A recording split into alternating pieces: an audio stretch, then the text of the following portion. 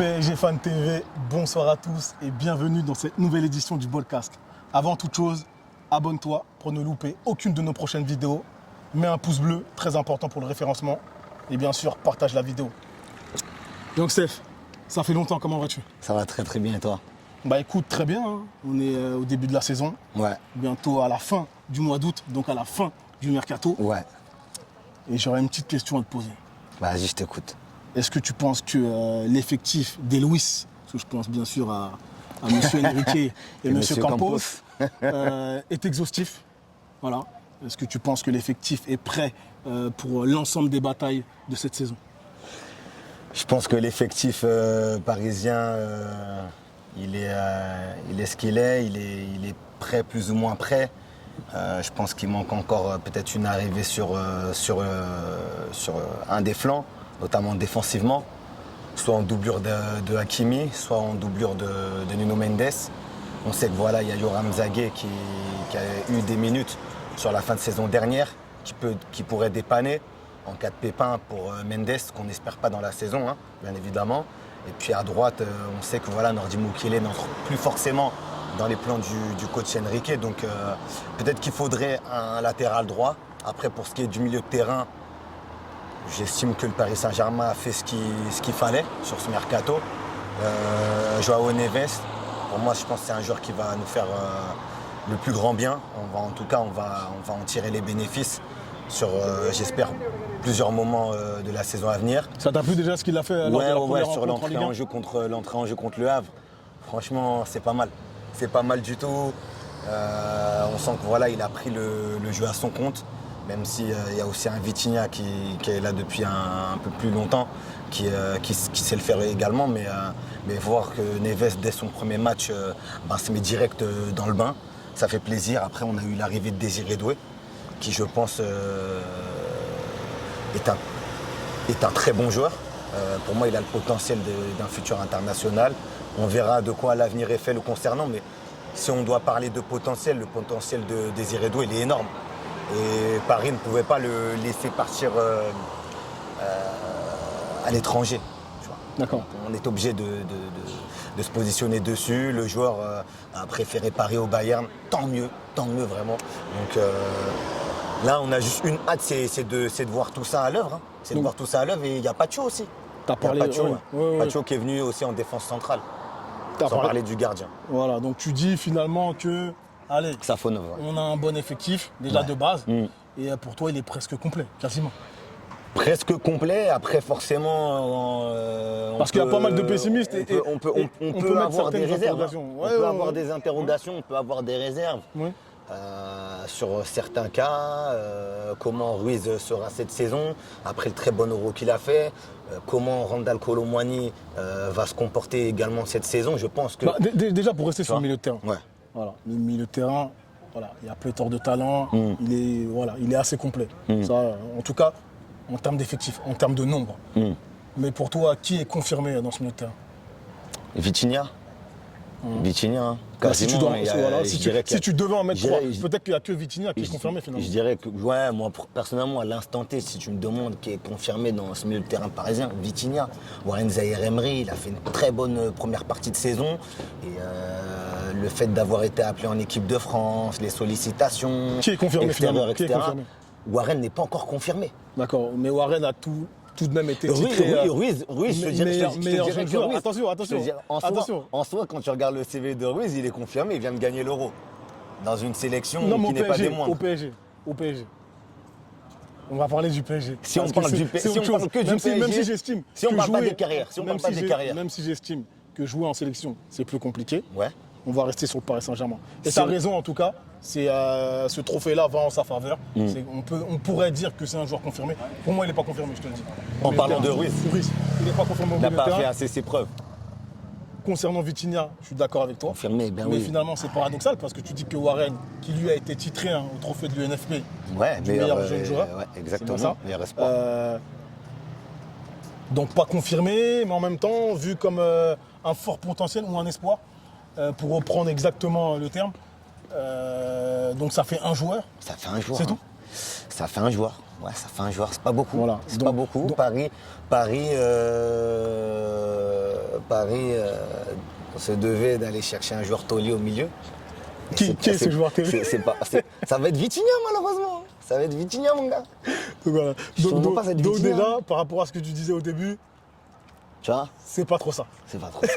Mais bon. Clairement, c'est pas trop ça. Parce que Vitinha, allez, il ressort, je dirais pas d'une grosse saison, mais je dirais d'une dernière partie de saison, allez, très convaincante. Non, il a fait une grosse saison l'année dernière avec le Paris Je te Saint-Germain. parle du début de saison.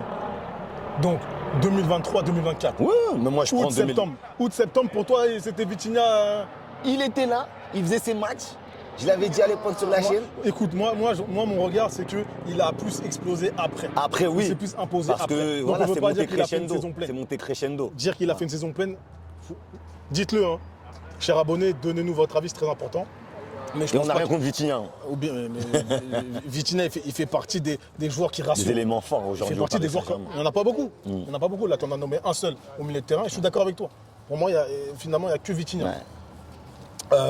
En tout cas, qui fait partie des cadres allez, incontournables. Donc titulaire indiscutable.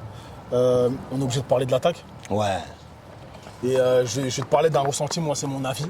Parce que tout de même, hein, là, pour cette nouvelle saison, on regarde forcément les concurrents. On a l'impression qu'on va avoir une Ligue 1 très compétitive cette année. Tout simplement parce que le Paris Saint-Germain est plus homogène. Ouais, plus homogène, Voilà, hein. dans l'effectif que les années précédentes. Il n'y a plus de grosses stars, même si voilà, il y a quelques têtes de gondole, Ah, c'est fini le Ousmane Dembélé, bling-bling. etc. Ça s'équilibre beaucoup plus avec les autres. Et pour parler du concurrent ou de l'ennemi numéro 1, donc l'Olympique de Marseille, qui s'est renforcé pour moi, selon moi, et très sérieusement. On Et c'est a pour vu. ça qu'on va faire un petit parallèle entre leur attaque et la nôtre. Voilà. Moi, mon avis, c'est que Greenwood et Wai sont meilleurs que la paire Ramos et Colomani. Ça, c'est mon opinion. Tu vois. Déjà, Ramos, il est blessé. Oui, mais il est blessé pour 3 mois. Ouais. Toi, tu as parlé d'effectifs exhaustifs, ou en tout Ouais. cas plus ou moins. Donc là, je te fais un petit parallèle. Moi, c'est mon ressenti. Tu as le droit de ne pas être d'accord. Je te dis qu'intrinsèquement, la paire de footballeurs là, que je t'ai cité là, concernant notre concurrent, pour moi, est meilleure. C'est un avis. Oui, c'est un avis. C'est Oui. pas Mais donc, je te forcément lance un par avis rapport à que ça. je partage, Oui, mais c'est un avis. Tu n'es pas obligé de le partager. Mais tu n'es pas obligé de le partager. Tu n'es pas obligé de le partager. Tu vois. Mais c'est vraiment mon ressenti. Ça veut dire que moi, aujourd'hui, je ne me dis pas que nos attaquants sont meilleurs que cette. Donc en fait, tu aurais une crainte par rapport à est-ce que Paris sera capable de marquer des buts cette saison, peut-être? Oui, largement. Largement. C'est vrai qu'on Bien a, sûr. perdu un attaquant qui met 40-50 buts. Pour moi, on a perdu un gros élément. Et pour l'instant, sur ce qu'on a vu, voilà, sur toutes les saisons, là, les 3 dernières saisons, on va dire, et surtout sur la dernière saison, vu que c'était Lucho. Ouais. Pour moi, personne n'est capable de le remplacer. Clairement. Clairement. Après, il a fait un calcul 4 x 12, etc. Bon, ok. Ah, attention, moi, sur son calcul, j'étais plus ou moins d'accord avec lui, dans le sens où, D'accord. et lui-même l'avait dit, et le coach sur la conf en question, que si 4 joueurs mettaient 12 buts dans la saison, ça faisait 48 buts, que du coup, ça veut dire qu'ils avaient monté leur niveau de jeu. C'est un Qu'ils avaient gros pris- si, hein. qu'ils C'est un avaient- gros si. qu'ils avaient pris leurs responsabilités, et c'est un petit peu ce qu'on a vu sur le match du Havre. C'est-à-dire qu'au départ du match, ils les avaient mis sur le banc, dès qu'ils sont rentrés, ils ont un peu débloqué la soirée pour nous. D'accord. Donc moi je pense que, alors oui on a perdu ce joueur qui mettait 40-50 buts. Ouais. Tu m'excuseras mais moi j'ai plus envie de dire son blaze. En ce moment C'est pas grave, de toute manière, là, mais faut se voilà, concentrer et sur. de toute façon les gens ils savent de qui on parle. Mais je pense que à côté de ça, peut-être qu'il y a des garçons dans cet effectif parisien qui vont en ressortir grandis parce qu'ils n'auront pas le choix. Ce garçon-là n'est plus là. On ne pourra plus, au niveau des circuits de passe, etc., on n'aura plus cette personne-là à la finition. Donc en attaque, Donc- là, tu recrutes quelqu'un. Moi, en attaque, même parler de la blessure de Ramos. moi, en attaque, je recruterai quelqu'un. Mais tu sais comment les dirigeants parisiens ils sont, ils veulent pas Est-ce que nous c'est écouter. indispensable? Est-ce qu'on peut. Mais bien sûr. Bien sûr, c'est Non, indispensable. je suis d'accord, je suis d'accord. Bien sûr. Barcola, dans l'esprit de tout le monde, c'est un ailier. Dembélé, dans l'esprit de tout le monde, c'est un ailier. Ah, attention, dans l'esprit de Lucho, Barcola, il a déjà joué en tant que neuf en jeune. Et donc pour lui, c'est une possibilité. C'est une possibilité, T'as des oui. joueurs hybrides. C'est une possibilité, oui. Mais Barcola, pour moi, reste quand même un ailier de formation. Un joueur qui nous a montré jusqu'ici au PSG, qui a réussi à devenir international français en jouant ailier. Donc pour moi, ça reste un ailier. Ça reste sa position préférentielle. Pour moi, le Paris Saint-Germain, du fait que, oui, il y a cette blessure de Ramos qui est intervenue vraiment le plus mauvais des moments, même pour lui, à titre personnel, il va revenir en janvier, etc. Bref, je pense que Paris doit aller sur un Gyökeres. Paris doit aller, pourquoi pas, sur un Osimhen. On arrive sur la fin du mercato. Et Naples veut s'en débarrasser. Et c'est pas une question d'avoir un gros nom. On n'est plus du tout dans cette optique. Nasser El Khelaifi l'a dit lui-même il y a maintenant 2 ans, c'est fini le bling-bling, c'est fini tout ça. C'est juste dans une optique d'avoir cet attaquant. Tu as perdu un attaquant qui te met 40-50 buts, il te faut le remplacer. Peu importe gros nom, pas gros nom, il te faut remplacer cette personne-là par un autre qui est capable de faire la même chose en fait. Et Gyökeres, sur la saison qu'il a montré au Sporting, est capable de le faire. Il est capable également de donner des ballons. C'est pas qu'un buteur, Gyökeres. Et l'autre Victor, il est aussi capable de le faire. Donc après, c'est à voir ce que vont décider les dirigeants parisiens. On sait également qu'il y a Memphis Depay qui est libre. Memphis Depay qui peut jouer faux neuf. Ça peut être une solution. Hein. Le PSG, tu sais comment ils sont. Hein. Quand on arrive à la fin du mercato, souvent ils se prennent pas trop la tête. Ils vont piocher dans les free agents. Donc toi, tu penses qu'un attaquant va arriver là? Ou tu penses que ça y est, c'est fermé? En tout cas, de ce que j'ai lu le lendemain du déplacement au Havre, c'est que par rapport à la blessure de Ramos, ils avaient envie de faire venir un attaquant finalement. Peut-être qu'ils ont des réserves, comme moi j'en ai, sur un certain Randal Kolo Muani. Il n'a pas le choix, hein, de toutes les façons. Ouais. Tu vois, déjà Randal, ce qui est positif, c'est que ça lui laisse une vraie occasion. Ouais, là, il a une vraie fenêtre parce que là, pour s'exprimer. Pour le coup, c'est soit il s'impose, Ouais. soit pas du tout. Mais quand j'entends le discours de Lucho qui parle d'Asensio en faux neuf, Ouais. Chose qu'il a déjà fait. qu'est-ce que ça veut dire? Parce que pour moi, c'est pas... Asensio, attention, à chaque fois qu'il rentre et qu'il est en bonne santé, le problème, c'est sur la durée. Sur la durée, c'est pas fiable. Ouais. Mais dans tous les cas, lorsqu'il est là, en général, il arrive à s'exprimer à un moment donné dans le match. Il ne fait pas des matchs complets. Par moment, il disparaît, il réapparaît. Mais ça reste un bon élément. Maintenant, qui finalement dans cette attaque est un joueur fiable qui peut te sortir des gros matchs? Parce que même Barcola, qui est pour moi une pépite, quand il rentre, satisfaction. Quand il commence les matchs, point d'interrogation. Ah ouais? Il en a commencé combien au Paris Saint-Germain de matchs? Il a commencé beaucoup la saison dernière. Hein. Est-ce qu'il y a satisfaction pour toi? Est-ce que pour toi c'est un titulaire? Bah déjà c'est un titulaire indiscutable parce que vu notre effectif en réalité. Mais est-ce que t'es rassuré? En fait tu te dis que bon lui c'est une âme vraiment tranchante. Et, Moi je pense que Barcola dans les mois à suivre, je pense que c'est un joueur qui pourrait s'imposer encore plus, qui pourrait continuer sa progression. Je pense aussi. Après on est qu'au début, il est qu'au début de sa jeune carrière. Oui mais ils sont tous jeunes parce que là ils sont tous l'effectif, jeunes. je crois que c'est le plus jeune de Tu l'histoire. l'as dit toi-même, c'est une pépite. Mais moi, je pense qu'on n'a pas encore tout vu de Barcola.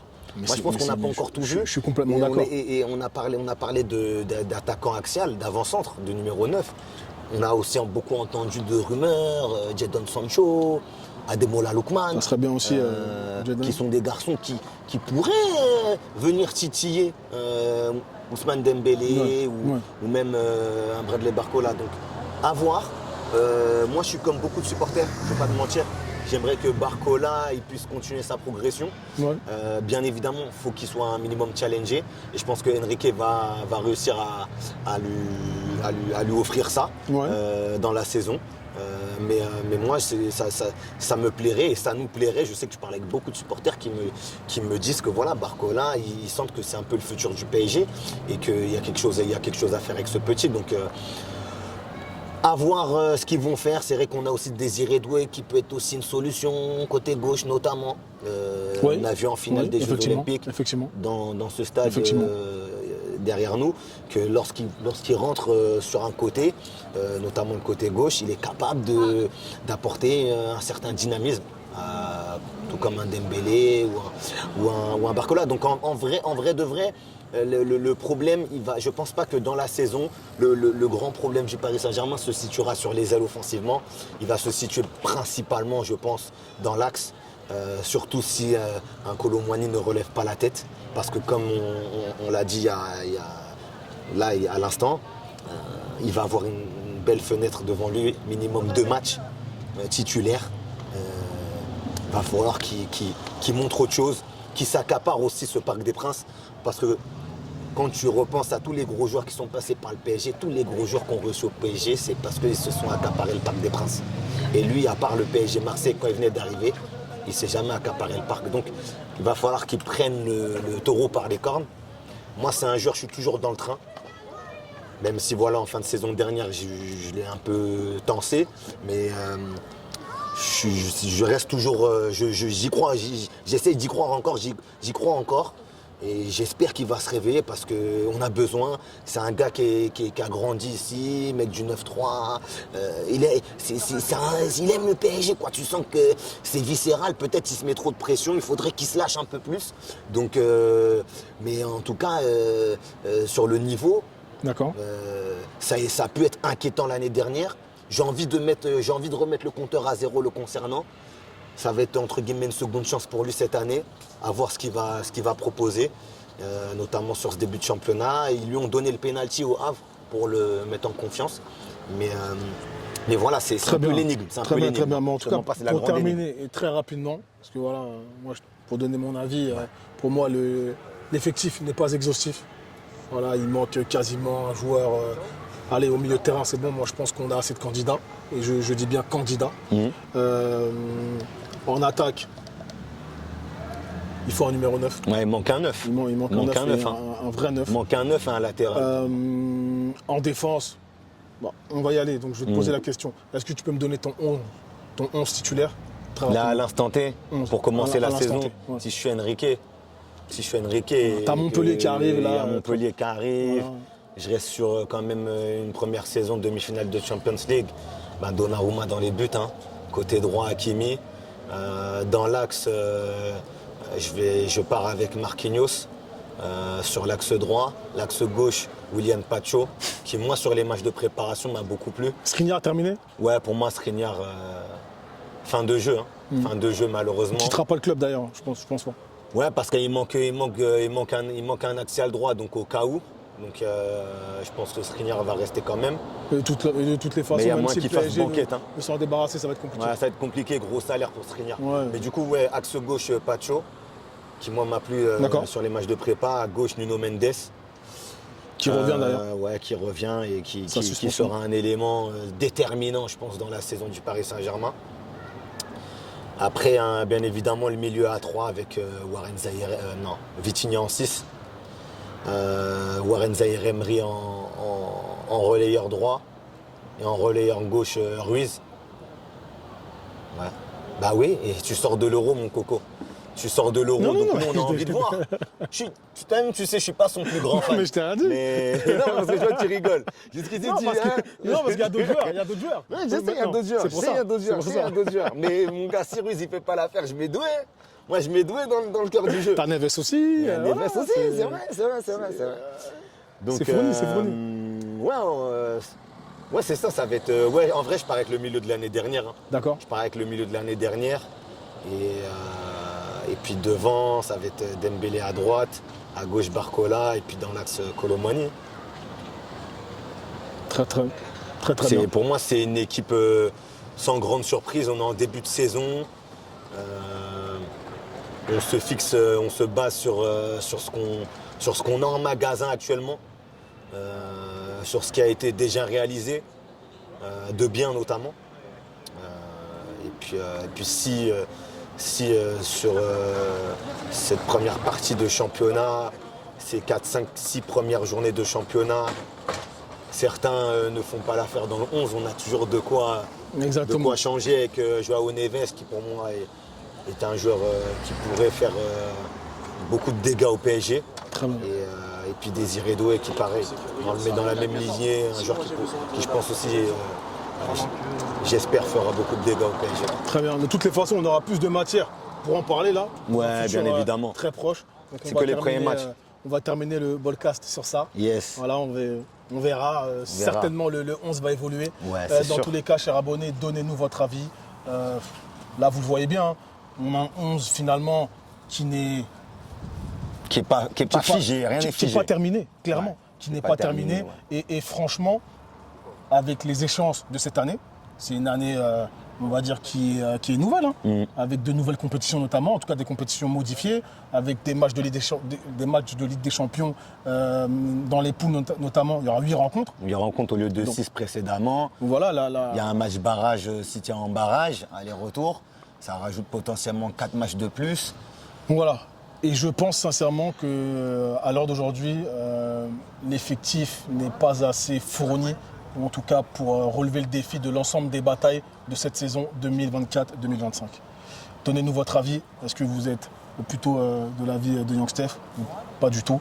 On vous dit à très bientôt sur PSG Fan TV. Restez connectés. Il y a Paris en parle qui revient donc en septembre. Et les interviews à côté de ce très beau stade. Ciao, ciao l'équipe.